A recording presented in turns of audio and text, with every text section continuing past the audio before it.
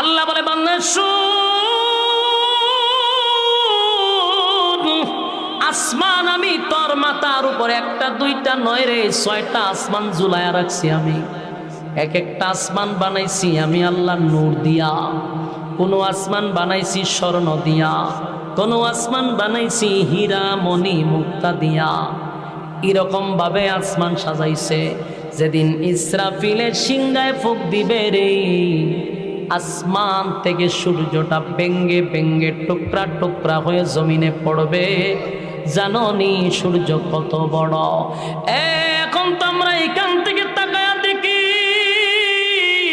সূর্যটা একটা প্লেটের মতো দেখা যায় গো।